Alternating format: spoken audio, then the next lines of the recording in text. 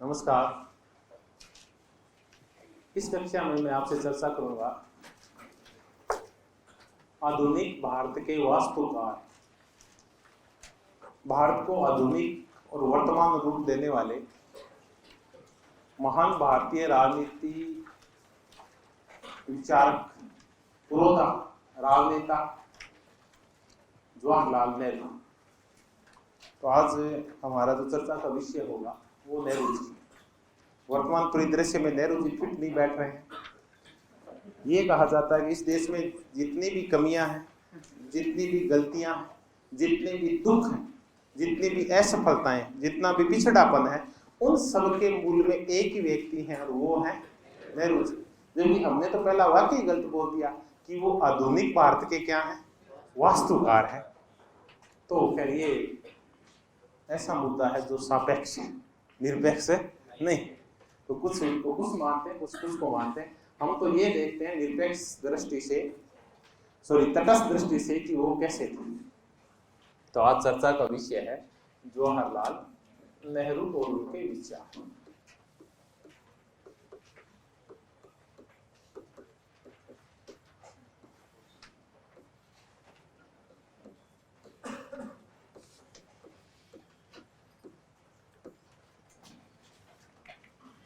नेहरू जी मोतीलाल नेहरू के सुपुत्र और विजय लक्ष्मी पंडित के भाई, कमला नेहरू के पतिदेव और इंदिरा गांधी के पिताश्री।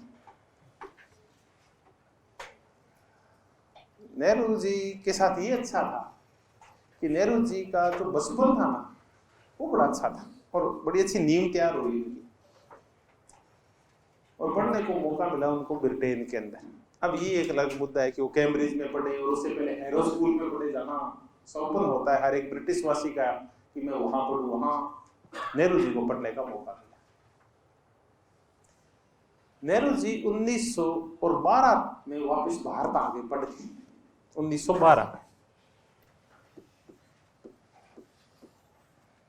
और आने के बाद थोड़े से समय तक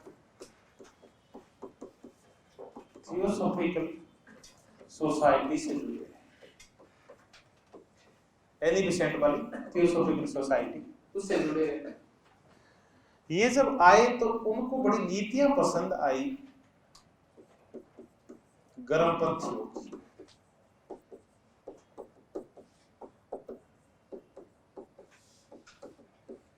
और उनको बड़ा अच्छा लगता था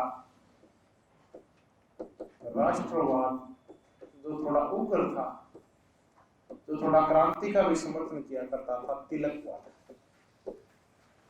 ये बड़ा उनको पसंद था, राष्ट्रवाद का, तिलकवाद। तो इन धर्मपंथियों को पसंद नहीं करते थे।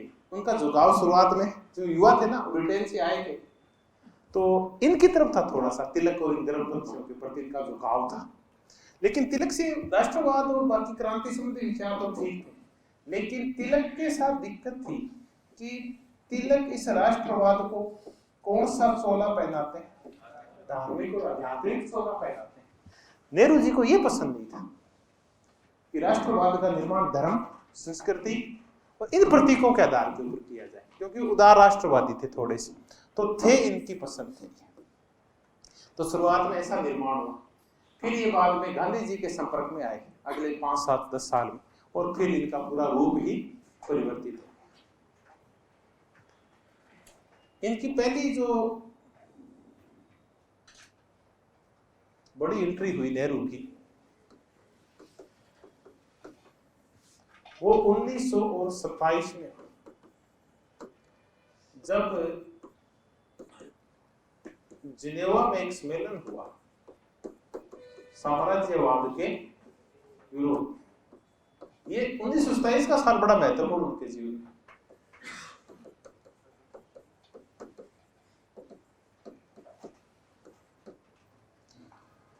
और इस सम्मेलन के बाद एक लीग बनी थी, लीग अगेंस्ट इंपीरियलिज्म।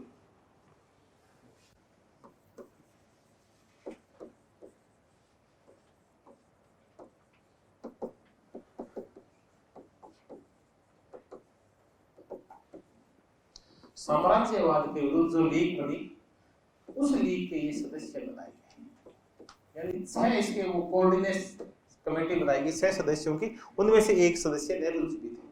और उसी साल नेहरू जी को मौका मिला यूएसएसआर जाने का, और गांधी जी को बड़े पसंद आए लेनिन के विचार। वो कहते थे मुझे ना चलो साम्यवादी में और कुछ पसंद आए नहीं है, ये साम्यवादी है ना एक चीज का बड़ा भारी विरोध करते हैं और वो है उपनिवेशवाद, कि भले ये कैसे ही होंगे साम्यवादी, लेनिन जैसे लोग कैसे ही होंगे, लेकिन ये उपनिवेशवाद का विरोध करते हैं। देखिए थोड़ा सा अंतर है, कार्ल मार्क्स में और लेनिन में फर्क था। कार्ल मार्क्स सैद्धांतिक ज्यादा था और लेनिन व्यवहारिक ज्यादा था। लेनिन उपनिवेशवाद का विरोध करता है और कार्ल मार्क्स इसका समर्थन करता है। वो कार्ल मार्क्स ये कहता है कि जो उपनिवेशवाद है ना ये सहायक है क्रांति में, क्योंकि अगर ये एशियाई और अफ्रीकन देश अगर ये उपनिवेश बन जाएंगे, गुलाम बन जाएंगे, कार्ल मार्क्स कहता है, तो ये देश है ना सामंती और पिछड़े देश है। ये अंग्रेज जब भारत में आएंगे तो यहाँ का औद्योगिकरण करेंगे, क्योंकि ब्रिटेन बोलते हैं कैसा देश है, औद्योगिक देश है, तो स्वाभाविक है कि वो औद्योगिकरण भारत का भी करेंगे। भारत का औद्योगिकरण करेंगे तो यहाँ से सामंतवाद समाप्त हो जाएगा और क्या आ जाएगा, पूंजीवाद आ जाएगा। औद्योगिकरण पूंजीवाद आते यहाँ वर्ग कितने हो जाएंगे, 2, और उनमें स्पष्ट वर्ग विभाजन हो जाएगा, वर्ग संघर्ष होगा और सर्वहारा मार के पूंजीवादियों को और क्या ले आएगा, साम्यवाद ले आएगा। तो कार्ल मार्क्स तो उपनिवेशवाद का समर्थक था, लेकिन लेनिन क्या था, विरोधी था, क्योंकि लेनिन ने आने के बाद ये देख लिया कि अब धीरे धीरे साम्यवाद का विरोध होगा। तो अगर साम्यवाद को एक देश में थोड़ी सी मजबूती देनी है तो बाकी देशों का समर्थन प्राप्त करना पड़ेगा। नंबर एक लेनिन की अच्छी बात थी, लेनिन ने ये कहा कार्ल मार्क्स के विरोध में कि कार्ल मार्क्स तो ये कहा करता था कि पहले क्रांति कौन से देशों में होगी, औद्योगिक देशों में होगी, तो जो जितना ज्यादा औद्योगिकरण होगा जिस देश का वहां क्रांति उतनी जल्दी होगी। लेकिन लेनिन ने कौन से देश में क्रांति करा के दिखा दी, रूस में, और रूस तो वाकई में अधिक कैसा देश था, सामंतवादी देश था। तो लेनिन ने कहा कि पहले सामंतवाद को समाप्त करो, फिर पूंजीवाद लाओ, और फिर पूंजीवाद के बाद साम्यवाद लाओ। तो क्यों ने सामंतवाद से सीधा ही क्या ले आए, अपन साम्यवाद ले आए ना, पूंजीवाद वाली स्टेज ही क्यों आने दे। तो ये कहता था उपनिवेशों में भी क्रांति करवानी जरूरत है, सामंतवाद को समाप्त कर देंगे वहां। तो ये उपनिवेशवाद को समाप्त करने के लिए वहां के नेताओं का समर्थन किया करता था। तो इसने ना जिन जिन देशों के अंदर स्वतंत्रता संग्राम चल रहे थे, एशिया और अफ्रीका के देशों में, लेनिन ने उनका क्या किया था, समर्थन किया था। लेनिन भारत की स्वतंत्रता का भी समर्थक था, जबकि कार्ल मार्क्स समर्थक है नहीं था, लेनिन समर्थन किया करता था क्योंकि वो व्यवहारिक तरीके से सोचा करता था। अब जवाहरलाल नेहरू कहते हैं कि इस लेनिन में और साम्यवादी में एक अच्छी बात है कि ये अपने मंतव्यों को छुपाते नहीं। अंग्रेज कहते कुछ और है और करते कुछ और है। उदारवाद की बात करते हैं और कहते हैं उदारवाद की मेन थीम है स्वतंत्रता, उदारवाद की मेन थीम स्वतंत्रता है। ये लिबरल शब्द है, ये लिबर्टी से बना है, तो लिबर्टी है क्या, अच्छा एक देश का शोषण कर रहे हो, उनके लोगों के सारे अधिकार छीन रहे हो, यहाँ तक कि जीने तक का अधिकार छीन लिया, मर्जी है उसके गोली मार देते हो और ढकोसला करते हो काय का, स्वतंत्रता का, उदारवाद का, लोकतंत्र का, चुनाव का, पता नहीं काय का, मानवीय गरिमा का, मानवीय विवेक का, और काम कुछ और करते हो। तो ये कहते हैं ये ना ढोंगी है, पाश्चात्य देश है जो जहाँ उदार लोकतांत्रिक देश है, उनकी बजाय ये लेनिन जैसे और साम्यवादी देशों वाले लोग ठीक है जो उपनिवेशवाद का खुला क्या करते हैं, विरोध करते हैं। तो कथनी और करनी में अंतर नहीं है, ये कहा करते थे नेहरू। इसलिए वो जब 1927 में यूएसएसआर के दौरे पे गए तो उसके बाद वो बहुत ज्यादा प्रभावित हुए काय से, साम्यवाद से। लेकिन बाद में साम्यवादी नहीं बने, इनको क्रांतिकारी साम्यवाद कभी भी पसंद है नहीं था। इसके हम आगे चर्चा करेंगे।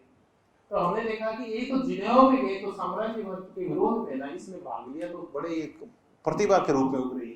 उसके बाद यूएसएसआर जाने के बाद इनके विचारों में चेंज हुआ। अब नेहरू के विचारों में शुरुआत में देखा कि शुरुआत में थियोसॉफिकल सोसाइटी से जुड़ रहे, तिलक का उनको जो क्रांतिकारी टाइप, थोड़ा सा उग्र टाइप का राष्ट्रवाद थोड़ा पसंद आया, लेकिन बाद में खुद स्वीकार करते हैं कि मुझे गढ़ने में कितने व्यक्तियों का हाथ है, 3 व्यक्तियों ने गढ़ा है मुझे। वो कहते हैं मुझे जिन लोगों ने प्रभावित किया उनमें से एक है मेरे पिता मोतीलाल नेहरू, दूसरे हैं महात्मा गांधी और तीसरे हैं रविंद्रनाथ टैगोर। कि मैं इन 3 व्यक्तियों से प्रभावित हूं। ये क्वेश्चन तो आया है एक बार, मैं मेरे पिता मोतीलाल नेहरू से, महात्मा गांधी से और रविंद्रनाथ टैगोर, इन 3 व्यक्तियों का मुझ पर सर्वाधिक प्रभाव है, ये कहते हैं नेहरू जी। अब आगे चलते हैं, और नेहरू जी की जो राजनीतिक गतिविधियां थी उनमें उनका योगदान क्या था या किन पदों के ऊपर रहे, उनकी एक तरतीब से चर्चा कर लेते हैं। 1927 से मुद्दे की शुरुआत हुई।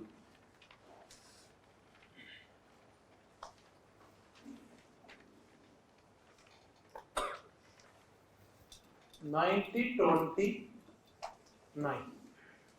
कांग्रेस का लाहौर में अधिवेशन हुआ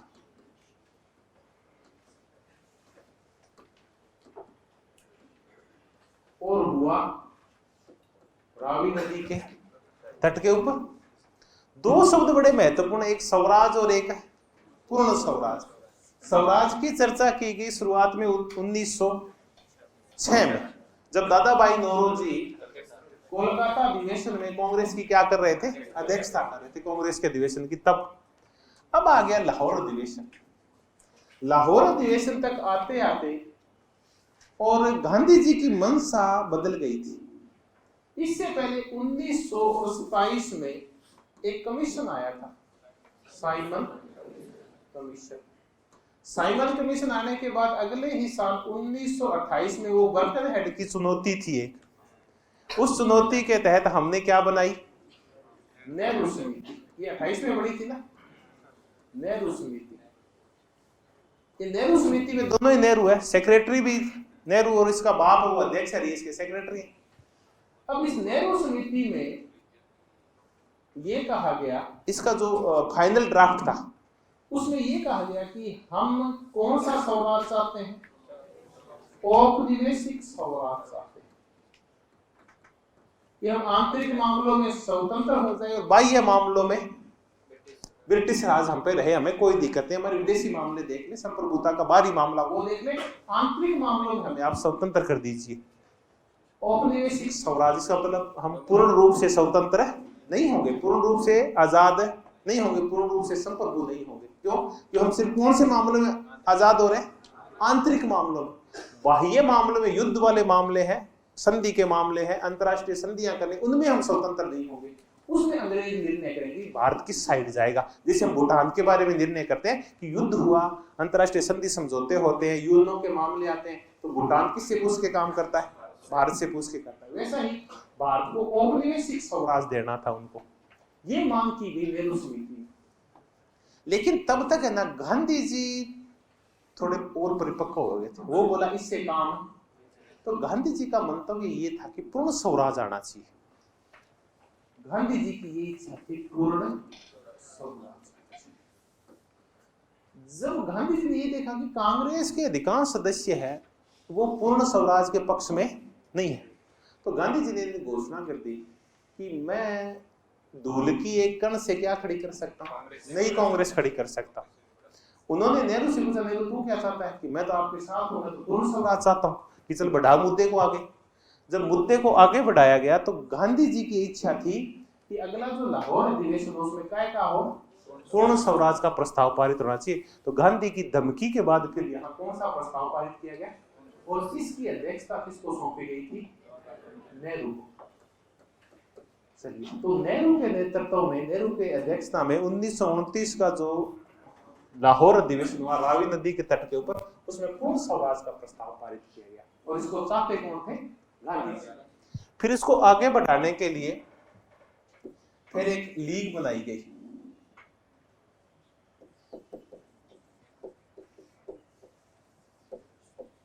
independence league for Indian democracy, sorry independence league for India, ये बनाई गई, इस मुद्दे से संबंधित है इंडिपेंडेंस लीग।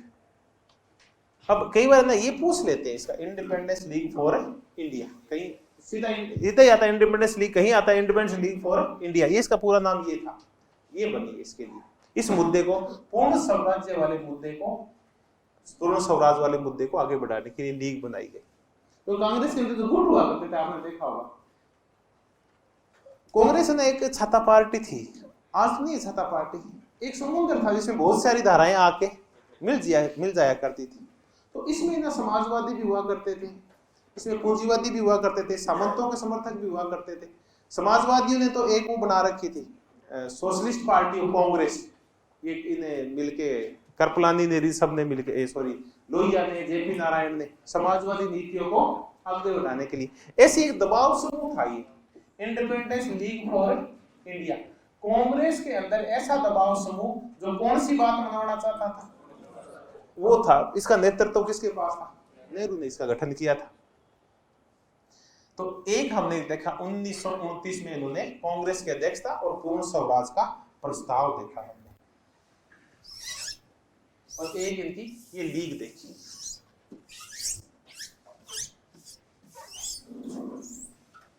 अब अगला कदम देखते हैं, अब पहले कांग्रेस के अध्यक्षता ही देख लेते हैं। 1929 में की, 1936 में की, 1937 में की। हाँ, ये अधिवेशन कई बार करते हैं, ये कहाँ हुआ था, फैजपुर बंगाल में।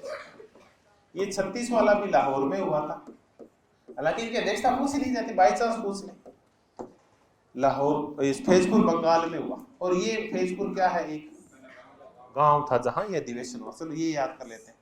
फिर ये शायद और रहे थे, 1951 से लेके 1954 तक रहे। उससे पहले एक बार इनको 1948 में और बनाया गया था। 48 में क्या बने होंगे, नहीं 48 में नहीं बने, ये इनको बनाया गया होगा 46 में बनाया गया होगा यार। एक बार और बने, थोड़े से महीने भर के लिए बने।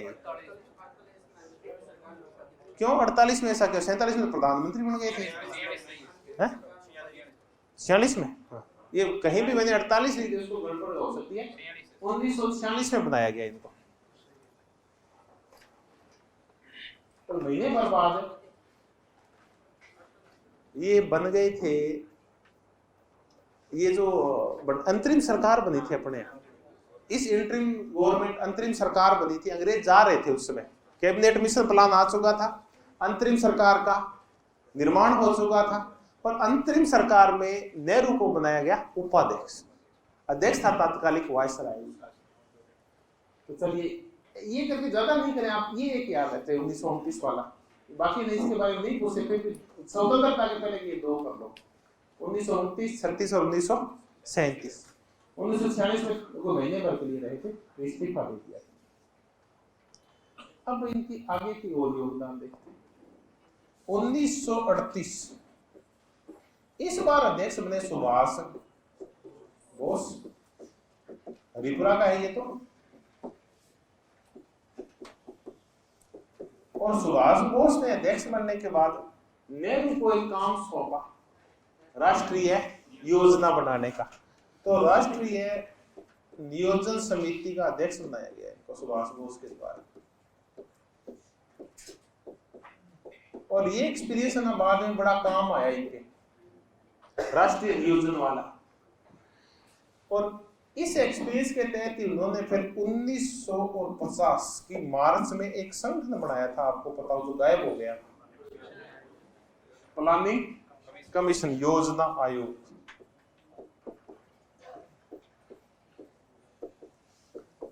आजकल कौन सा आयोग काम करता है, नीति आयोग काम करता है। चलिए, तो इनको राष्ट्रीय नियोजन समिति का हेड बनाया सुभाष चंद्र बोस ने। आगे देखते हैं और उनके मुख्य योगदान। 1946 में चलते हैं, 13 दिसंबर, यही है।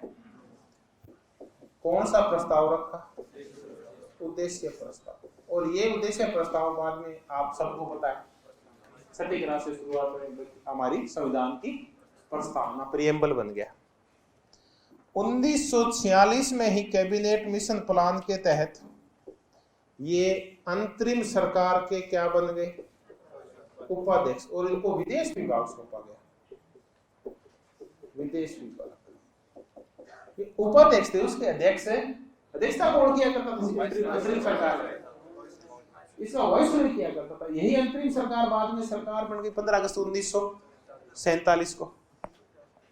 तो ये उपाध्यक्ष थे उसके अंतरिम सरकार के, और ये रहे 15 अगस्त 1947 तक। आगे चलते हैं। अब आ गया 15 अगस्त 1947। उस दिन, अब आजादी का ये डेट तो अपने ना वो संकट चलता रहता है कि आजादी की यही डेट क्यों है, तो मुझे तो नहीं पता ये डेट क्यों है। मैंने एक से व्याख्या सुनी, वो कहता है कि इस दिन ना ये जो माउंटबेटन था ना, लॉर्ड माउंटबेटन, ये जब सेकंड वर्ल्ड वॉर चल रहा था तो उस दिन जापान की सेना को हराया था हिंद महासागर में गई, तो वो डेट क्या थी, 15 अगस्त थी। तो लॉर्ड माउंटबेटन की डिसाइड की डेट थी, भारतीयों की डिसाइड डेट है नहीं थी। खैर जो भी उसने 15 अगस्त को डिसाइड की। अब 15 अगस्त को देश कितने बजे आजाद हुआ, ठीक है, तो रात को 12 बजे, हमने 14 तारीख को रात 12:01 पे जश्न मनाना शुरू कर दिया। और उसने फिर उन्होंने भाषण दिया, कौन सा, कौन सी भाग्यवधु के साथ है चिर प्रतिष्ठित मुलाकात वाला भाषण दिया उन्होंने। एक तो ये तो आप पढ़ते ही रहते हैं, एक चीज और पढ़ते हैं, ये जो संविधान सभा बनी थी ना,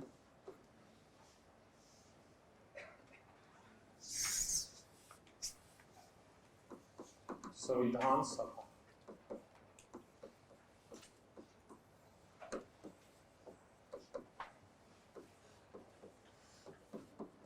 इसको क्या नाम दिया, नेहरू सलाइमान राष्ट्र नाम नेहरू ने दिया हुआ, सलाइमान राष्ट्र।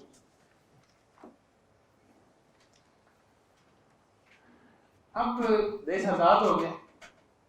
अब ये तथ्य, ये अब छोटे छोटे तथ्य सबको पता है आपको। 15 अगस्त 1947 से लेके और जब तक कि 1964 नेहरू जी की मृत्यु नहीं होगी तब तक, मई 64 तक ये 2 पदों पर रहे लगातार। भारत के प्रधानमंत्री तो रहे, तो साथ में क्या रहे, विदेश मंत्री रहे। ये दोनों पद एक साथ संभाला इन्होंने, प्रधानमंत्री के साथ साथ ये विदेश मंत्री भी रहे लगातार। चलिए, ये प्रधानमंत्री और विदेश मंत्री रहे।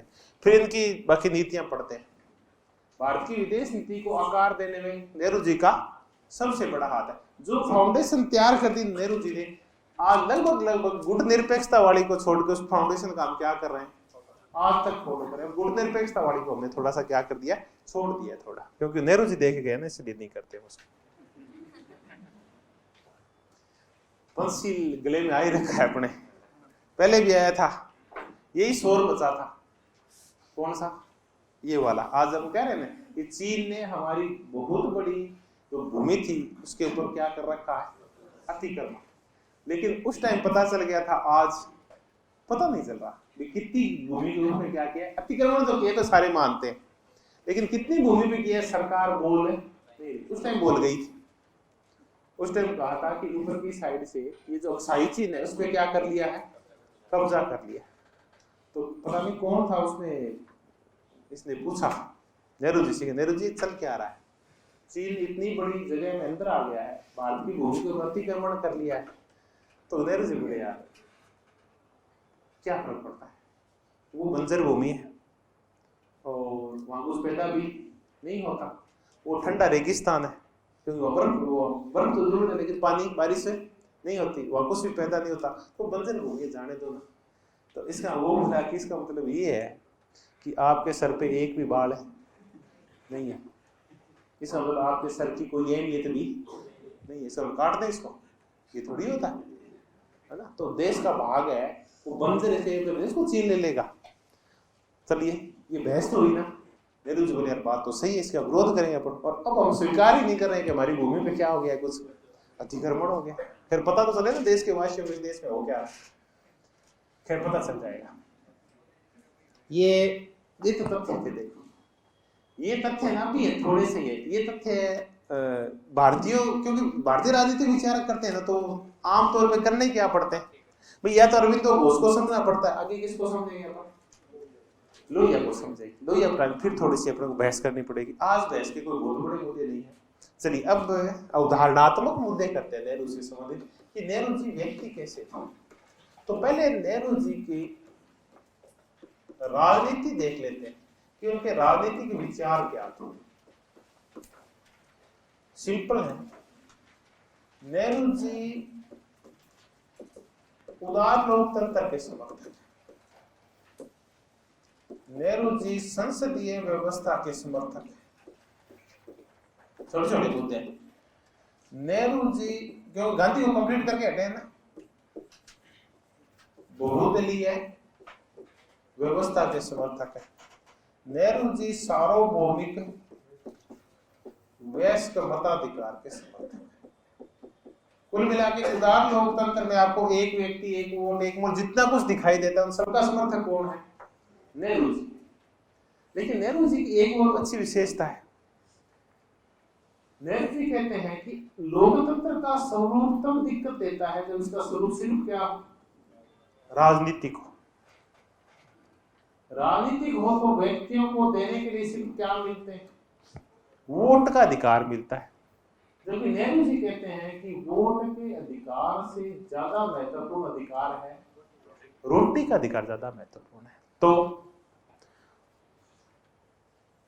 तो फिर राजनीतिक अधिकारों के साथ साथ कौन से अधिकार, आर्थिक अधिकार भी महत्वपूर्ण होने चाहिए। तो ये थोड़ा सा अंतर आ गया है कि उदार लोकतंत्र में का समर्थन करते हैं बहुत सारे मुद्दों पे, लेकिन वो समाजवाद के तहत क्या लाना चाहते हैं, आर्थिक लोकतंत्र भी लाना चाहते हैं। तो नेहरू का जो लोकतंत्र था वो अत्यंत व्यापक था, वो राजनीतिक लोकतंत्र के साथ साथ सामाजिक व आर्थिक लोकतंत्र का भी समर्थन किया करते थे। अब इस मुद्दे के पहली बहस इसी मुद्दे पे करते हैं, राजनीतिक लोकतंत्र के साथ सामाजिक व आर्थिक लोकतंत्र। नहीं समझ में आता राजनीतिक लोकतंत्र क्या है, सामाजिक और आर्थिक लोकतंत्र क्या है, पहले इस पे चर्चा कर लेते हैं फिर आगे बढ़ते हैं। राजनीतिक लोकतंत्र के तहत आपको केवल राजनीतिक अधिकार दिए जाते हैं। इसमें अधिकार मिलते कौन से हैं, सबसे पहले आपको देता है वोट का अधिकार, नंबर 1। फिर इसी के तहत आपको मिलता है किसी भी सार्वजनिक पद को प्राप्त करने का अधिकार। इसी के तहत मिलता है वर्तमान शासन सत्ता की आलोचना करने का अधिकार, और इसी के साथ आपको मिलता है वर्तमान शासन व्यवस्था को चुनाव के माध्यम से बदलने का अधिकार। ये तो आता है राजनीतिक लोकतंत्र में। अब आ गया सामाजिक और आर्थिक लोकतंत्र। आप सबकी गरिमा समान होगी, लैंगिक विभेद नहीं होगा, जातीय विभेद नहीं होगा, धार्मिक विभेद नहीं होगा। ये कैसा लोकतंत्र है। अब आर्थिक लोकतंत्र, आपकी रोटी कपड़ा मकान रोजगार और शिक्षा की आवश्यकताएं पूरी की जाती है। तो ये कब आता है, जब कौन सा आर्थिक लोकतंत्र आता है। तो ये लोकतंत्र भी जरूरी है। तो तात्पर्य ये है कि ये जो लोकतंत्र होता है ना, ये प्रक्रियात्मक होता है।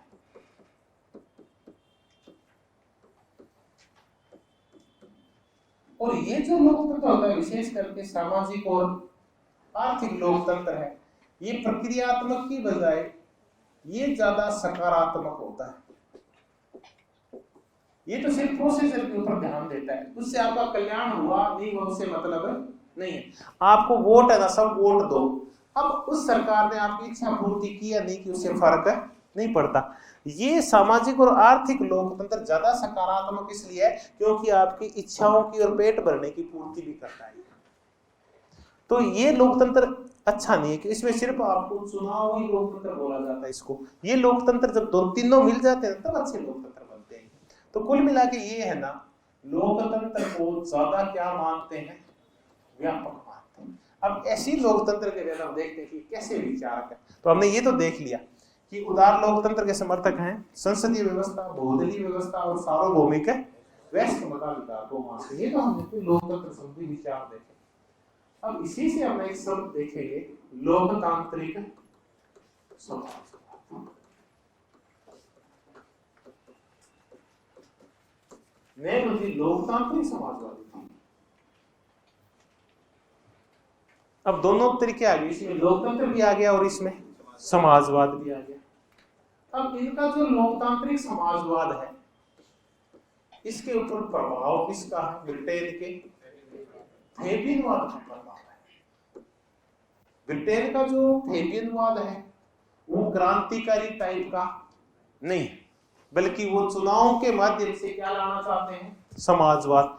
हिंसक की बजाय चुनावी तरीके से वो लाना चाहते हैं समाजवाद। उसको फैबियन समाजवाद बोलते हैं, कई बार चर्चा की थी। फिर आगे आएगा, जब अपन भांति भांति का समाजवाद करेंगे और लोकतंत्र को सर्वोच्च करेंगे, तब फैबियनवाद भी आ जाएगा।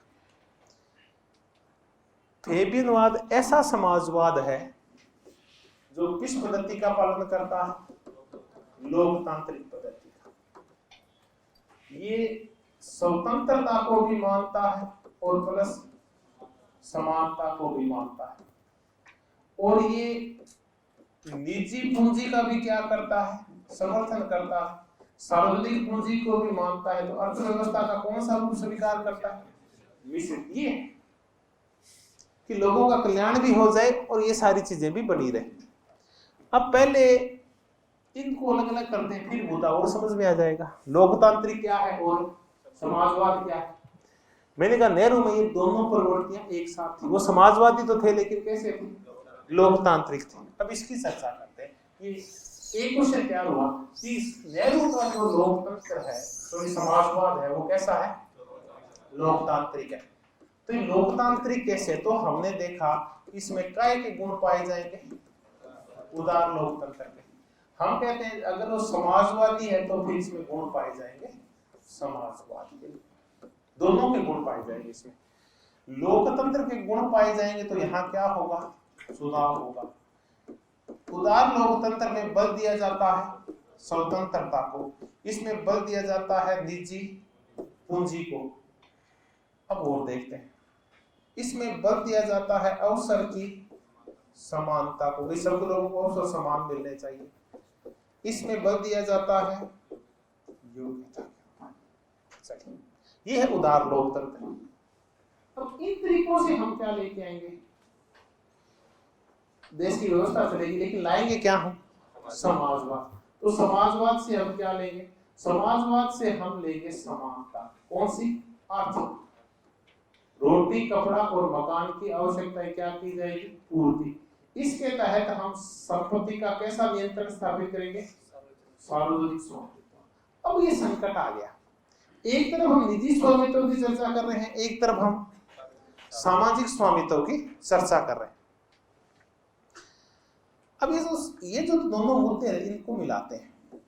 नेहरू जी ये कहते हैं कि मैं समर्थन करता हूं समष्टिवाद का। अब ये क्या है समष्टिवाद? तो नेहरू जी ना समष्टिवादी है। एक इस शब्द को साइड में लिख लेते हैं, पहले इसको समझते हैं, फिर मुद्दा समझ में आ जाएगा। नेहरू जी खुद कहते हैं कि मैं लोकतांत्रिक समष्टिवादी। एक होती है व्यष्टि, एक होती है समष्टि। एक होती है माइक्रो, छोटी चीज, एक होती है मैक्रो। समष्टि जिसमें कई चीजें शामिल हो और व्यापक रूप। लोकतांत्रिक समष्टिवाद क्या है? नेहरू जी इसकी परिभाषा खुद देते हैं कि मैं कैसा हूं कि मैं लोकतांत्रिक समष्टिवादी। इसमें क्या होगा? ये जो सार्वजनिक स्वामित्व होगा, तो ये जो बड़े उद्योग होते हैं और विशेष करके वो उद्योग जो एक तो संबंधित होते हैं आधारभूत ढांचे से और दूसरे संबंधित होते हैं आम जन की आवश्यकताओं से। आधारभूत ढांचा लोहा है, कोयला है, ये है बड़े उद्योग। पेट्रोलियम, ये आधारभूत ढांचे के उद्योग कहलाते हैं, क्योंकि इनके बगैर कोई भी काम होता नहीं। विशेष करके लोहा है, कोयला है, पेट्रोलियम है। दूसरा है आम जन की आवश्यकताएं। एक आम आदमी को किन चीजों की जरूरत पड़ती है? कपड़े की जरूरत पड़ती है एक आम आदमी को, जूतों की जरूरत पड़ती है। तो जो आम जन की आवश्यकताएं पूर्ति करने वाले उद्योग होंगे, उन सब का तो कैसा स्वामित्व होगा? सार्वजनिक स्वामित्व। लेकिन बाकी के जो काम होंगे वो काय में सौंपे जाएंगे? निजी स्वामित्व में सौंपे जाएंगे। कैसे? अब फ्री जोन ऐसी है, ये क्या चीजें आप बताओ? ये तो जरूर नहीं, एसेंशियल चीजें नहीं है, तो इनको तो निजी क्षेत्र में सौंपा जा सकता है। लेकिन ऐसे उद्योग, जो बड़े उद्योग जो सार्वजनिक हित के लिए आवश्यक हो और आधारभूत ढांचे का निर्माण करते हो, वो होंगे सार्वजनिक स्वामित्व में। अब इसको वो क्या नाम देते हैं? लोकतांत्रिक समष्टिवाद नाम देते हैं। अब फिर देखिए, छोटी सी परिभाषा है कि जो जरूरी और बड़े उद्योग हैं वो तो सरकार के होंगे, वो तो सार्वजनिकरण होगा। जो बाकी छोटे उद्योग हैं, जो लग्जरियस चीजें पैदा करते हैं, आरामदायी चीजें पैदा करते हैं, जो जनता के लिए अति आवश्यक है, नहीं होती, राष्ट्रीय रूप से भी जरूरी नहीं होती, वो निजी स्वामित्व में दी जाएगी। तो हम कह रहे हैं कि एक तरफ वो निजी स्वामित्व का समर्थन करते हैं और दूसरी तरफ वो सार्वजनिक, दोनों भी चल सकती है ना। बड़े उद्योगों में तो सार्वजनिक स्वामित्व और छोटे उद्योगों में निजी स्वामित्व। देखो, और समाजवाद से क्या लिया? विशेष करके रूस से उन्होंने लिया नियोजन। नियोजन क्या होता है बताओ? प्लानिंग। और इस प्लानिंग को करने के लिए क्या बनाया अपने यहाँ? योजना आयोग, प्लानिंग कमीशन बनाया। और इस प्लानिंग कमीशन ने क्या बनाई? 500 वर्षीय योजना बनाई। तो देखिए, ये लोकतांत्रिक समाजवाद है कि हम समाजवाद तो हमारी बेसिक थीम है, लेकिन इस बेसिक थीम को प्राप्त करने के लिए हम कार्ल मार्क्स की तरह क्रांति का सहारा नहीं लेंगे, बल्कि इस क्या का सहारा लेंगे? चुनाव का सहारा लेंगे। अब जितनी जरूरी समानता है उतनी जरूरी क्या है? स्वतंत्रता है। व्यक्ति के अधिकार भी जरूरी है और समाज के अधिकार भी जरूरी है। इन दोनों में क्या बनाया जाएगा? समन्वय बनाया जाएगा। निजी पूंजी और सार्वजनिक पूंजी में समन्वय स्थापित किया जाएगा। अवसर की समानता लाई जाएगी। योग्यता के साथ साथ, अब अगला शब्द नहीं बताऊंगा, किसको बढ़ावा दिया जाएगा? एक होती योग्यता, दूसरी आवश्यकता। संसाधन वितरण में योग्यता के साथ साथ आवश्यकता पर बल दिया जाएगा। आप योग्य हैं तो आपको संसाधन मिलेंगे, अच्छे औरों से ज्यादा मिलेंगे। आप औरों से ज्यादा योग्य हैं तो आपको संसाधन भी औरों से, लेकिन आपके पास कुछ भी नहीं है तो आपकी आवश्यकताओं की पूर्ति भी की जाएगी। यानी किसी प्रतिभा का दमन भी नहीं किया जाएगा और किसी को भूखा मरना भी नहीं दिया जाएगा। तो यहाँ योग्यता और आवश्यकता दोनों का ध्यान रखा जाता है। इसलिए उनका जो समाजवाद वो कैसा है? लोकतांत्रिक समाजवाद है। और वो इसको नाम क्या देते हैं? लोकतांत्रिक समष्टिवाद नाम देते हैं। और ये प्रभावित किससे है? ब्रिटेन की फेबियनवादी धारा से प्रभावित है। तो मार्क्सवाद में से इन्होंने क्या निकाल दिया? देखो, मार्क्सवाद से एक तो निकाल दी इन्होंने विशेष करके क्या चीज? क्रांति निकाल दी। दूसरा वर्ग संघर्ष निकाल दिया, वर्ग विरोध निकाल दिया। बल्कि वर्गों का क्या है? गांधी की तरह समन्वय की बात करते हैं सभी। ऐसे करके उनका समाजवाद है वो लोकतांत्रिक समाजवाद है। बिल्कुल बिल्कुल उसमें है ना। देखिए, ऐसा जब अभी चर्चा कर लेते, बहुत अच्छा सवाल पूछा गया कि जब, हालांकि आगे का मुद्दा था वहां चर्चा करी, जॉन रॉल्स का जो न्याय सिद्धांत है वो दोनों की पूर्ति करता है, योग्यता की भी और आवश्यकता भी। योग्यता विकास करने के लिए क्या मांगती है? स्वतंत्रता। और आवश्यकता क्या मांगती है? समानता। तो रॉल्स का न्याय सिद्धांत समानता और स्वतंत्रता दोनों पे निर्भर है। अब आप बताइए, कौन सा ऐसा राज्य है जो समानता और स्वतंत्रता के मध्य कॉम्बिनेशन बिठाने का, कोऑर्डिनेशन का काम करता है? कल्याणकारी राज्य। 3 प्रकार के राज्य करते हैं अपन, अभी साइड में लिख लेते हैं।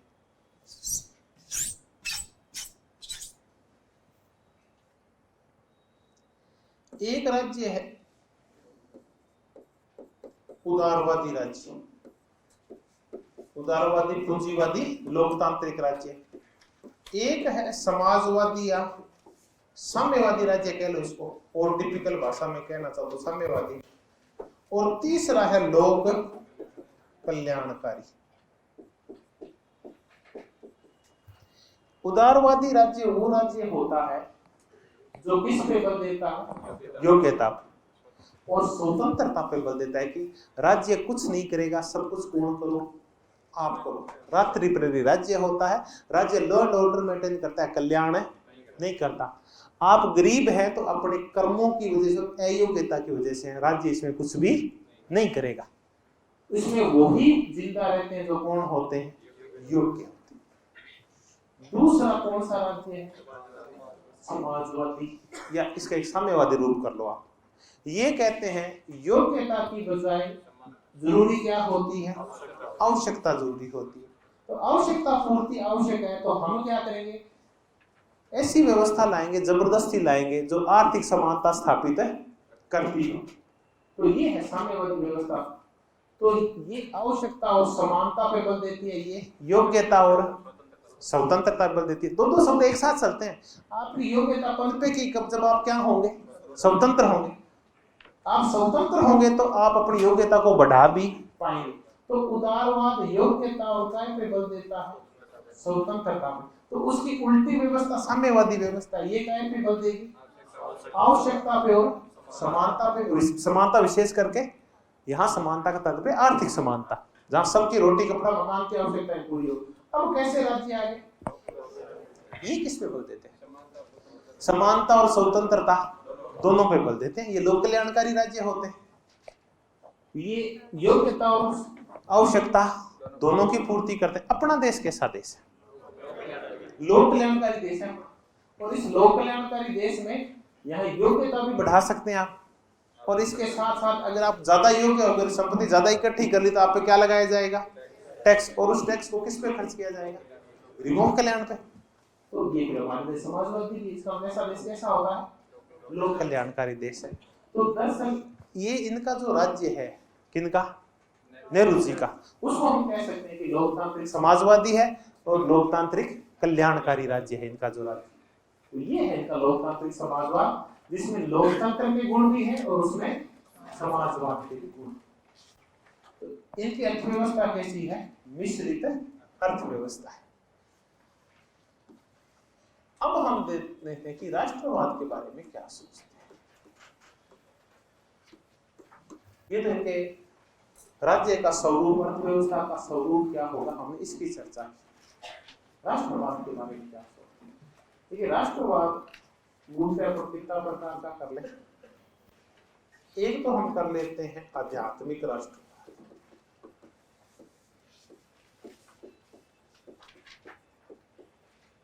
एक हम चर्चा कर ले, फिर इनका राष्ट्रवाद समझ में आएगा, उग्र राष्ट्रवाद।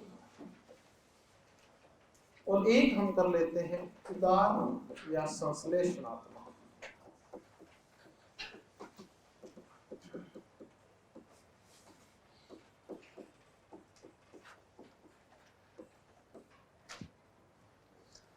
आध्यात्मिक राष्ट्रवाद तो हम कर चुके हैं, किसका, अरविंदो घोष का। इसमें राष्ट्रवाद में कौन से तत्वों का सहारा लिया जाता है, सांस्कृतिक और आध्यात्मिक धार्मिक तत्वों का सहारा लिया जाता है। आप देवी देवताओं का सहारा लेते हैं, राष्ट्र को देवी मानते हैं काली की तरह। आप अपने पुरातन पूर्वजों को ज्यादा श्रेष्ठ मानते हैं। आप अकबर की बजाय शिवाजी को ज्यादा और महाराणा प्रताप को ज्यादा अहमियत देते हैं। यानी आप स्थानीय संस्कृति और प्रतीकों को बढ़ावा देते हुए और आप राष्ट्रवाद का प्रसार करते हो। ये बहुसंख्यकों की तरफ ज्यादा झुकाव होता है। फिर है उग्र राष्ट्रवाद, कुछ तत्व इनके आपस में मिलते हैं। उग्र राष्ट्रवाद है, ये राष्ट्र को पहले मानता है और व्यक्ति को बाद में मानता है। ये युद्ध और उन्माद प्रिय होता है और सिर्फ किस राष्ट्र को श्रेष्ठ मानता है, खुद के राष्ट्र को श्रेष्ठ मानता है, औरों को कुछ भी नहीं समझता। तो ये युद्ध उन्माद और काय को बढ़ावा देता है, साम्राज्यवाद को बढ़ावा देता है, वो है उग्र राष्ट्रवाद।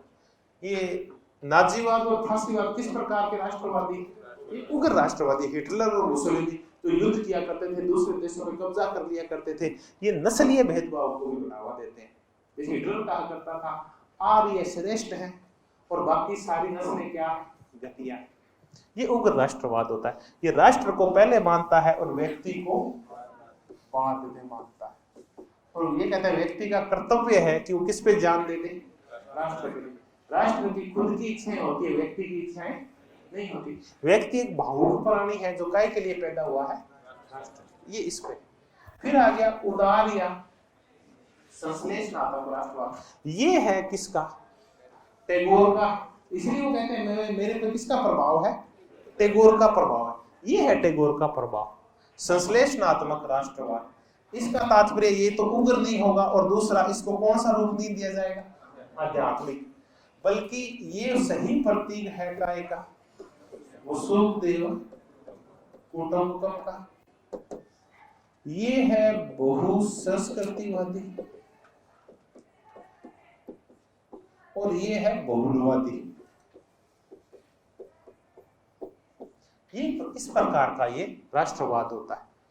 इसमें दूसरे राष्ट्र की संप्रभुता का पूर्ण सम्मान किया जाता है। ये उन्माद प्रेमी नहीं होता, युद्ध प्रेमी नहीं होता, साम्राज्यवाद का समर्थन नहीं करता, बल्कि उसका विरोध करता है और प्रत्येक राष्ट्र की संप्रभुता को समान मानता है। तो ऐसे राष्ट्रवाद को हम संश्लेषणात्मक राष्ट्रवाद बोलते हैं। अब नहीं समझ में, इतना समझ लेते हैं कि कैसा होता है? बहुलवादी होता है। अब फिर चलते हैं, बहुलवाद के यहाँ दो प्रकार है। मैंने कहा ये जो राष्ट्रवाद होते हैं ना, आध्यात्मिक और उग्र राष्ट्रवाद, ये आध्यात्मिक राष्ट्रवाद कई बार काय पे आधारित हो जाता है? धर्म पे। और उग्र राष्ट्रवाद काय पे आधारित हो जाता है? नस्ल। नस्ल और धर्म अलग होती है। आर्य और द्रविड़, ये दो क्या नस्लें हैं? ये मणि, ये मिजो लोग हैं। मिजो क्या है? एक नागा, मिजो क्या है? दो नस्लें। चलिए, तो उग्र राष्ट्रवाद नस्ल पे आधारित होता है। आमतौर पर हमने देखा कि हिटलर और मुसोलिनी, ये क्या पे आधारित होता है? जैसे कि हमने भारत में देखा, तिलक की चर्चा करते हैं, विवेकानंद की चर्चा करते हैं, अरविंदो घोष की चर्चा करते हैं, और अगर आप इसको और रूप में देखना चाहे तो हम करते हैं वीर सावरकर की चर्चा करते हैं। तो ये क्या करते हैं? धार्मिक प्रतीकों का थोपते हैं राष्ट्र के ऊपर। और जब धार्मिक प्रतीकों को थोपते हैं ना, तो कुछ लोग वो होते हैं जो उस धर्म से संबंधित है नहीं होते, तो वो कहते हैं कि आपको भी इस देश में रहना है तो इनके धार्मिक प्रतीकों का वहन करना होगा, तब आपको अकबर की बजाय महाराणा प्रताप की जय करनी होगी। तो ऐसी चर्चा है। ये जो संश्लेषणात्मक या उदार राष्ट्रवाद है, जिसके नेहरू समर्थक है, ये क्या है? बहुलवादी है। कोई भी नस्ल हो, कोई भी धर्म हो, सबको समान रूप से इज्जत दी जाएगी। प्रत्येक देश की संप्रभुता को समान माना जाएगा। बहुल का तात्पर्य है बहुत सारी। नस्लें बहुत सारी हो सकती हैं, राष्ट्रवाद की भावनाएं बहुत प्रकार की हो सकती है, एक देश में धर्म भी बहुत प्रकार के हो सकते हैं। तो कोई भी किसी के ऊपर चीज थोपने की कोशिश नहीं की जाती। सब देशों की समान गरिमा, सब वर्गों की समान गरिमा मानते हुए, और लोग जब हम राष्ट्रवाद का प्रसार करते हैं तो वो कौन सा है? उदार या संश्लेषणात्मक राष्ट्रवाद। संश्लेषणात्मक मतलब मिला जुला राष्ट्रवाद, जहां प्रत्येक के मत का इज्जत की जाती है, प्रत्येक के विचारों को समान महत्व दिया जाता है, वो है ये वाला। तो हमने राष्ट्रवाद देखा। तो एक दो बार कोटेशन आई हुई थी नेहरू जी। नेहरू जी कहते हैं, यहाँ नेहरू जी राष्ट्रवाद के खिलाफ नहीं करते, वो खिलाफत कौन से राष्ट्रवाद की करते हैं? उग्र राष्ट्रवाद और आध्यात्मिक राष्ट्रवाद। क्योंकि धर्म और नस्लों को और उग्र चीजों को बढ़ावा देते, एक दूसरे के शोषण को बढ़ावा देते। ये बहुसंख्यकवाद को बढ़ावा देते हैं। काय को बढ़ावा नहीं देते? बहुलवाद को। अल्पसंख्यकों की आवाजों को दबाते हैं, ये प्रकार के राष्ट्रवाद होते हैं। ये कहते हैं कि एशिया का जो समाजवादी आंदोलन है,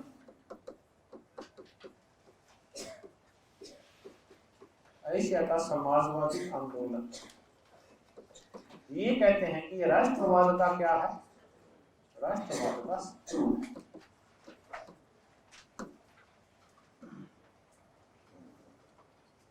देखिए, बड़ी ना जोरदार बात है ये कि एशिया का समाजवादी आंदोलन राष्ट्रवाद का शत्रु है। अब ये कहां तक सही है ये तो बहुत जाने, लेकिन इनकी व्याख्या अलग प्रकार की है। पहले पढ़ना, इसके पास चलते हैं, कार्ल मार्क्स के पास। कार्ल मार्क्स राष्ट्रवाद को मानता ही नहीं था कि राष्ट्र है वो तैयार किए गए हैं एक वर्ग के द्वारा दूसरे वर्ग का शोषण करने के लिए। तो वो कहा करता था मजदूरों का कोई देश नहीं होता।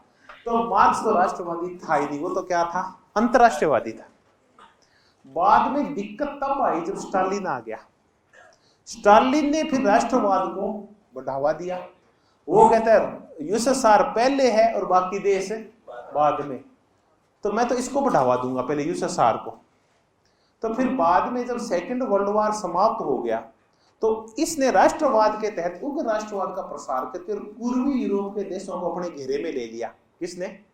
पूर्वी हंगरी को, चेकोस्लोवाकिया को, इन सबको अपने घेरे के अंदर, पोलैंड को, इनको अपने घेरे में ले लिया। तो बाद में जो मार्क्सवाद अंतरराष्ट्रीयवाद का समर्थन किया करता था वो अंततः क्या बन गया?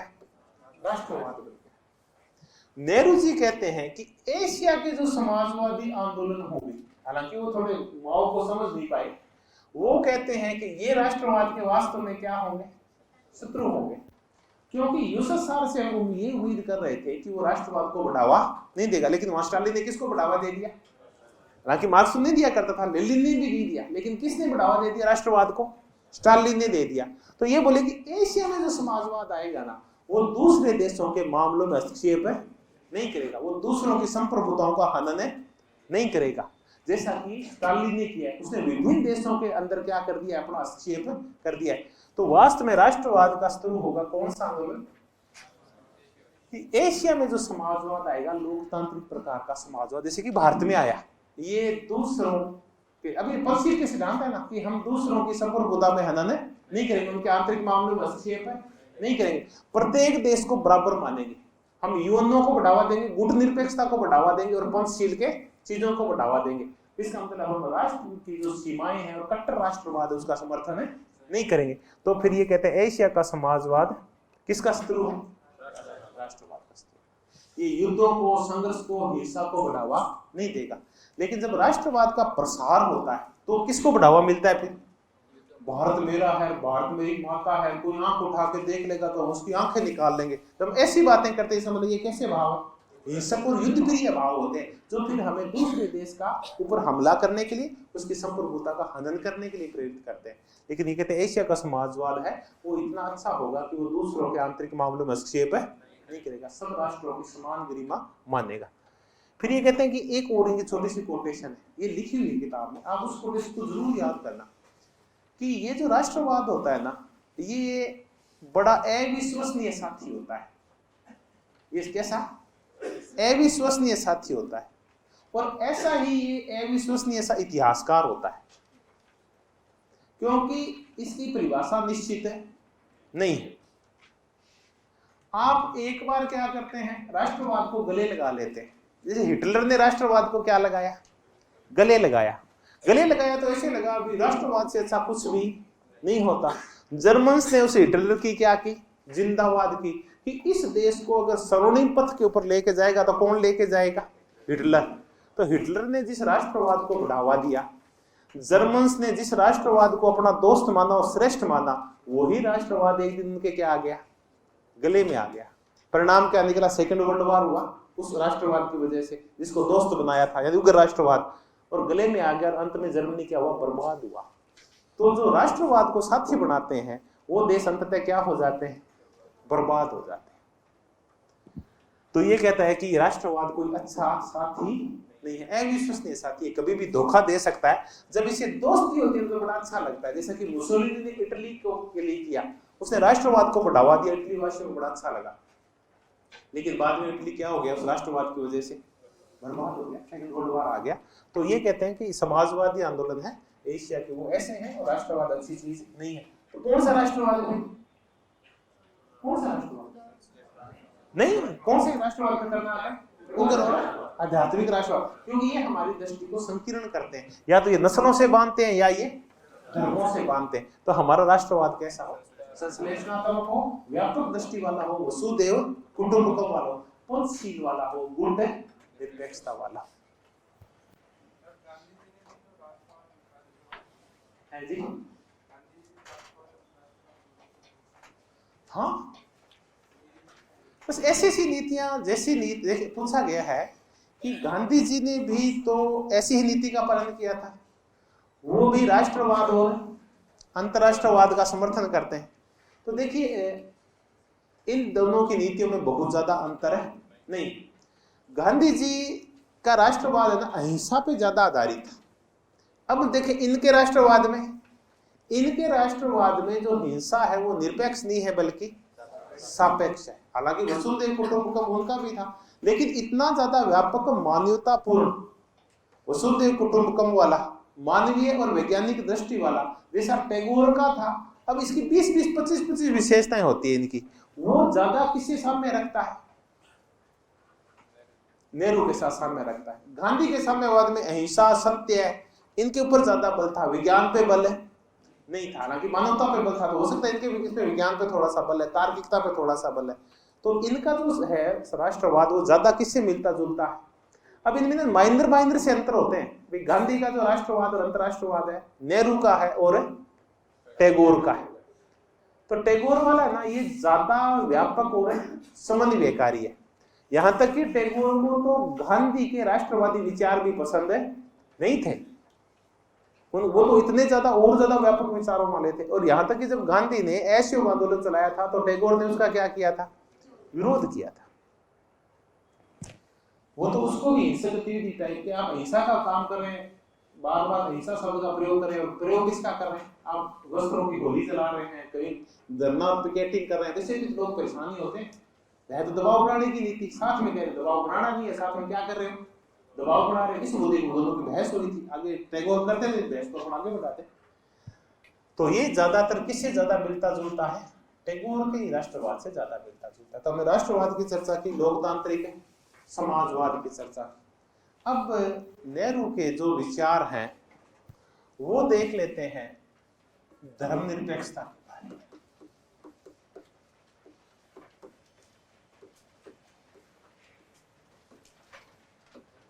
धर्मनिरपेक्षता, हाँ, इसके प्रबल समर्थक कट्टर समर्थक थे जवाहरलाल नेहरू। लेकिन यहां फिर अपने को धर्मनिरपेक्षता के दो रूप करने पड़ेंगे। एक है उसको हम कहते हैं पाश्चात्य अवधारणा, और दूसरी है नेहरू की कौन सी? भारतीय अवधारणा। इन दोनों में अंतर है।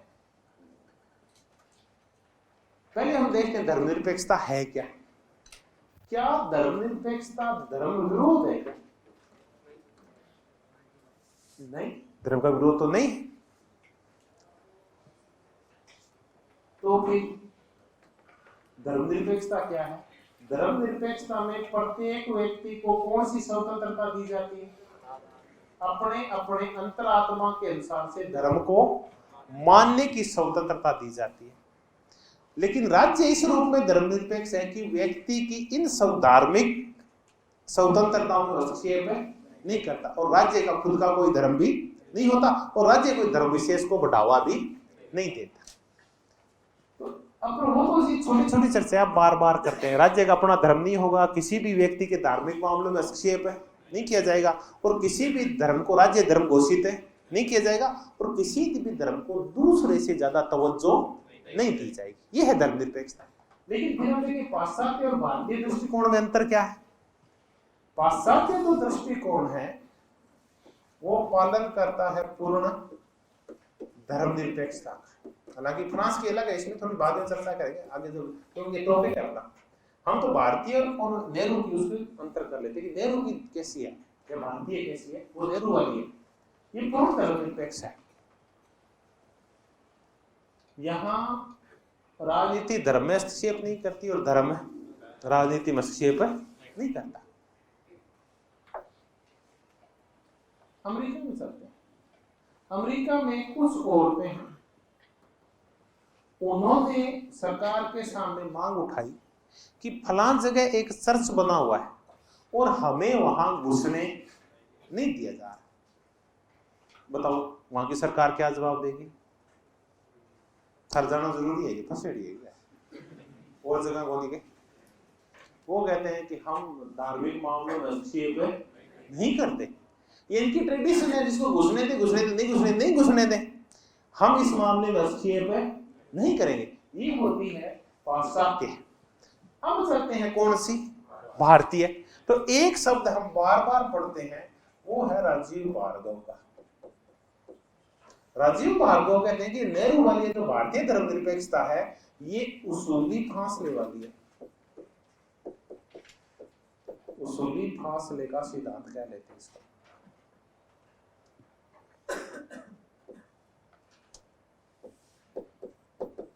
सिंपल सी थ्योरी है ये। एक तो शब्द याद रखना, एक क्वेश्चन तो ये तैयार हुआ कि भारत की कैसी है धर्मनिरपेक्षता, उसूली फासले वाली है। कौन कहता है? राजीव, किताब लगाई हमने राजीव बाबू, वो कहता है ये बात, उसूली फासला। अभी उसूली फासला, फासला दूरी होती है, ये तो समझ गए। दूरी एक उसूल है कि राज्य धर्म के मामले में हस्तक्षेप नहीं करेगा, लेकिन अगर गड़बड़ हुई तो राज्य क्या करेगा? हस्तक्षेप करेगा। तो कुल मिला के उसूली फासले का तात्पर्य है सकारात्मक हस्तक्षेप। नहीं समझ में आया अपन? अब औरतें गई सरकार के पास, भारतीय सरकार के पास, कि वो कौन से हैं, वो एक मंदिर है ना, सबरीमाला मंदिर। सबरीमाला मंदिर है, उसमें औरतों को प्रवेश करने नहीं दिया जा रहा। तो बताओ भारतीय सरकार का निर्णय क्या? ये तो ठीक है, मुद्दा गोड़ हो रखा है, वरना सुप्रीम कोर्ट का स्पष्ट डिसीजन है कि वहां सरकार प्रोटेक्शन देगी, वहां कौन जाएगी? तो क्या सबरीमाला का जो मामला था उसमें हर मामले में हस्तक्षेप करेंगे क्या? नहीं, कोई मामले में हस्तक्षेप नहीं करेंगे। लेकिन जब एक वर्ग दूसरे वर्ग के धार्मिक अधिकारों का अतिक्रमण करेगा तो क्या करेंगे? दूसरे के आर्थिक अधिकारों का, लैंगिक अधिकारों का अतिक्रमण करेंगे तो हस्तक्षेप करेंगे। अब फिर चलते हैं, ये जो बुर्के वाला पूरा प्रकरण है ये क्या है? आप अमेरिका में जाओ, अमेरिका में कुछ औरतें गई कि ये हमारे पुरुष कह रहे हैं कि धार्मिक प्रतीक है बुर्का, तो जब भी कोई सार्वजनिक फंक्शन हो तो बुर्का पहनो। तो अमेरिका की सरकार बोलो तुम जानो, तुम्हारा हमें कोई मतलब, बरमूडा पहनो, बुर्का पहनो, आपकी इच्छा है, ठीक है। भारत में धार्मिक मामला माना गया इसको, फिर भी सरकार ने क्या किया? हस्तक्षेप किया, क्योंकि इस पुरुष प्रभुत्व समाज में एक लिंग का दमन करने के लिए, लैंगिक दमन का प्रतीक बन गया क्या चीज? बुर्का। इसलिए उसमें क्या किया? एक व्यवस्था को सुधारने के लिए, किसी वर्ग का शोषण रोकने के लिए हस्तक्षेप किया जा सकता है। तो उसूली फासले का सिद्धांत बोलता है उसको कौन? राजीव भार्गव, कि उसूल है कि हस्तक्षेप नहीं करेंगे, लेकिन अगर चीजें नाक पानी नाक के ऊपर से चला गया तब हम कौन सा हस्तक्षेप करेंगे? तब दूसरे वर्गों की स्थिति में सुधार करने के लिए हस्तक्षेप करेंगे। और ऐसी बहुत बार होता है, ये सबरीमाला में हुआ, 3 तलाक का हुआ। अब ये जो प्रकरण था हिंदू महिलाओं को उत्तराधिकार देने का बाप की संपत्ति में, ये धार्मिक मामला था। फिर ना भांति भांति की स्मृतियां खोजी गई कि इस स्मृति में ये लिखा हुआ है, फला स्मृति में ये लिखा हुआ है, यक्ष बल के ये कह के गया है, बृहस्पति ये कह के गया है, शुक्र ये कह के गया है, लेकिन नहीं माने, क्योंकि इससे लैंगिक विभेद हो रहा था बेटे और बेटी में। तब सरकार ने कैसा हस्तक्षेप किया? तो धार्मिक मामलों में हस्तक्षेप किया जा सकता है। ये है इसकी धर्मनिरपेक्षता, नेहरू की धर्मनिरपेक्षता, ऐसी धर्मनिरपेक्षता है। चलिए, जो सकारात्मक हस्तक्षेप का क्या करती है? समर्थन करती है। तो ये हमने नेहरू के धर्मनिरपेक्षता संबंधी विचार देखे। अब ज्यादा नहीं, नेहरू जी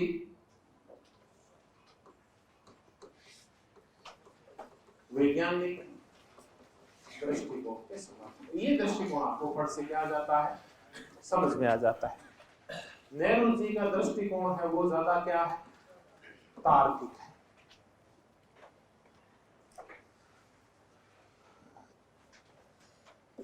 इनका जो मानवतावाद है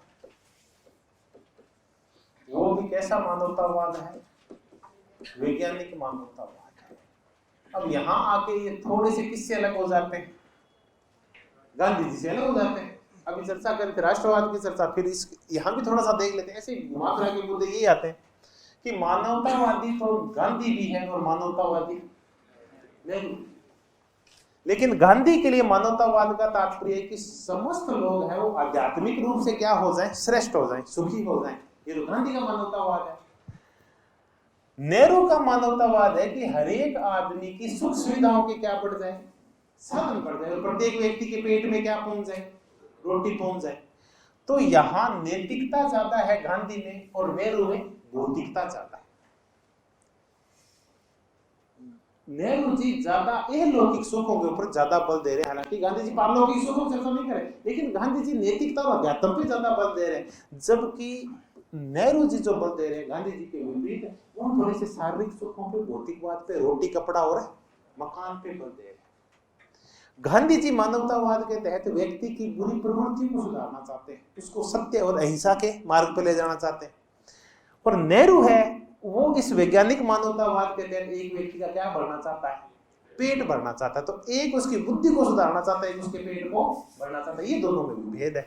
तो इनका मानवतावाद है वो वैज्ञानिक मानवतावाद है। इनका दृष्टिकोण भी क्या है, ये कहते हैं विज्ञान ही है जो हमें छुटकारा दिलाएगी अंधविश्वासों से, रूढ़ियों से, गरीबी से, दुखों से। तो इस करके इन्होंने काय का बढ़ावा दिया, वैज्ञानिक राष्ट्रवाद। तो ये ना धार्मिक कट्टरता के ना बड़े भारी खिलाफत है, तो हम बार बार इसीलिए विरोध सकता है इसका। और ये जो राजनीतिक दलों का गठन है, देखिए बहुदलीय व्यवस्था के तो समर्थक थे, बहुदलीय व्यवस्था, लेकिन ये मानिए कि उस समय ना वो देखिए कितने मजबूत थे वो। कांग्रेस में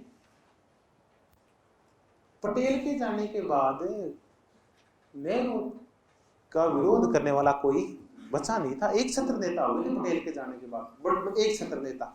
उसके बावजूद भी वो विरोधी मतों को क्या किया करते थे, आमंत्रित किया करते थे। जो सहिष्णुता और सहनशीलता के जो मूल भाव थे ना, वो उन्होंने प्रकट किए और प्रत्येक को बढ़ावा दिया। देखो हर विरोधी को अपने कहा ले लिया था, अपनी सरकार में साथ तक लिया, तो अम्बेडकर को अपने साथ रखा। वो बहुदलीय व्यवस्था के समर्थक थे, तो लेकिन वो ये भी चाहते थे कि ये जो धर्म के आधार पर जो दलों का संगठन खड़ा होता है, चाहे वो अकाली दल हो, चाहे वो उस टाइम का जनसंघ था, चाहे आज के बाद उसके बाद शिवसेना खड़ी हुई, इनका वो समर्थन नहीं करते थे। चाहे वो अम्बेडकर ने फिर रिपब्लिकन पार्टी खड़ी की हो या अनुसूचित जनजाति का फेडरेशन खड़ा किया हो, ये जातीय और धार्मिक संगठनों की क्या किया करते थे, खिलाफत किया करते थे। पर फिर भी उन्होंने कभी प्रतिबंध लगाने की कोई कोशिश नहीं की। तो खैर ये था, ये चर्चा इसलिए चली कि हम कौन से दृष्टिकोण की चर्चा कर रहे हैं, विज्ञान सम्मत, तर्क सम्मत और विवेकशील दृष्टिकोण की चर्चा कर रहे हैं। क्योंकि ऐसे दृष्टिकोण की चर्चा करते हैं तो हम मानते हैं कि वो स्वतंत्रता पे बल देते हैं और वो व्यक्ति को क्या मानते हैं, विवेकशील मानते हैं। लेकिन इतना होने के बावजूद भी वो पूंजीवाद के समर्थक नहीं है, बल्कि क्या के समर्थक, समाजवाद के ज्यादा समर्थक। अब गांधी जी और इनका किस मुद्दे के ऊपर विरोध था? तो पहला मुद्दा तो यही है, वैज्ञानिकता बनाम आध्यात्मिकता, ये विरोध है। दूसरा ये जो गांधी जी का चरखा अर्थशास्त्र है, गांधी जी की जो दल विहीन राजनीति है, गांधी जी की जो संसदीय व्यवस्था की आलोचना है,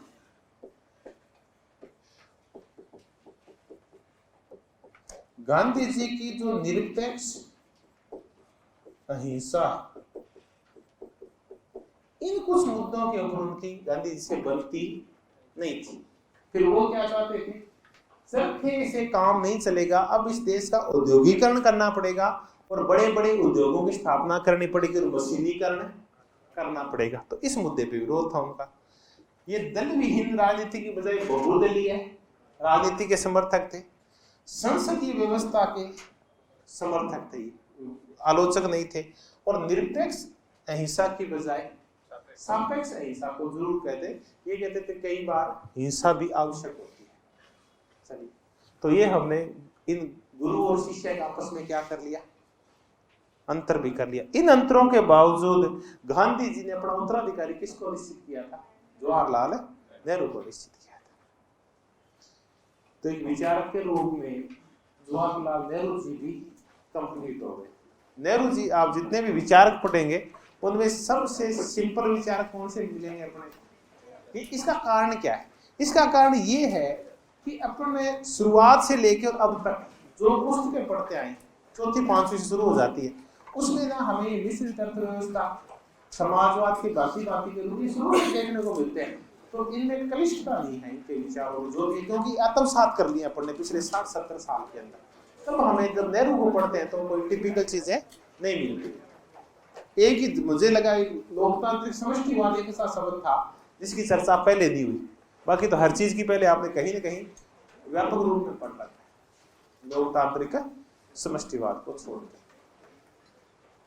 अब आपको कुछ भी पूछना इसके बारे में, नेहरू जी के बारे में पूछना। सर ये उपनिवेशवाद और साम्राज्यवाद एक होता है? देखिए इन्होंने ये पूछा है कि उपनिवेशवाद और साम्राज्यवाद एक ही होता है या अलग अलग होता है। तो देखिए साम्राज्यवाद बाप है और उसके बहुत सारे क्या होते हैं, बेटे होते हैं। तो ये उपनिवेशवाद उसका बेटा है और साम्राज्यवाद उसका बाप है। इन सब मुद्दों पे भी अपन चर्चा करेंगे। एक बार दोस्तों को समेट देते हैं। धन्यवाद। आप जो सब नेहरू को ऑनलाइन जिन्होंने देखा, मेरे साथ पार्टिसिपेट किया इस क्लास में, आप सबका तहे दिल से धन्यवाद।